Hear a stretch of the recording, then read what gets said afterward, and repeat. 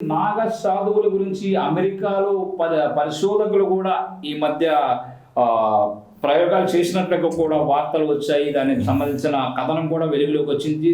So ఇది నిజమేనంటారా? దీనిపై మీ అభిప్రాయం? నాగ సాధువులపైన అమెరికా శాస్త్రవేత్తలు మాత్రమే కాదు, రెండో ప్రపంచ యుద్ధ సమయంలో హిట్లర్ కూడా వారి గురించి, వారి రహస్యమయ జీవితం గురించి తెలుసుకునేందుకు ప్రయత్నం చేశారని అయితే చాలామంది చెప్తూ ఉంటారు. ఎందుకంటే వారి వద్ద ఉన్నటువంటి టెక్నాలజీని వారు తీసుకొని రెండో ప్రపంచ యుద్ధంలో ఆయుధాలు తయారు చేయాలని కూడా హిట్లర్ కుట్ర చేశారని అయితే చాలామంది చెప్తూ ఉంటారు. హిమాలయాల వైపు వరకు కూడా జర్మనీ గూఢచారులు కావచ్చు, జర్మనీ సైంటిస్టులు కావచ్చు, చాలామంది వెళ్ళినట్లయితే తెలుస్తోంది.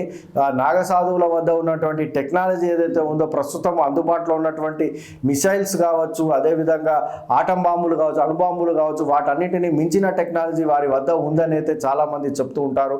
ఎందుకంటే నాగ సాధువులు అనేవారు ఈ ప్రస్తుతం ఉన్నటువంటి శాస్త్రవేత్తలు వీరందరికన్నా కూడా ఎంతో ఉత్తమమైనటువంటి సనాతన ధర్మ జ్ఞానం కలిగి ఉంటారని అయితే చెప్పవచ్చు. ముఖ్యంగా వారికి తెలియని భాష అనేది ఉండదు, వారికి తెలియని శాస్త్రం అనేది ఉండదు, వారికి తెలియనిది విషయం అంటూ ప్రపంచంలో ఏది ఉండదు.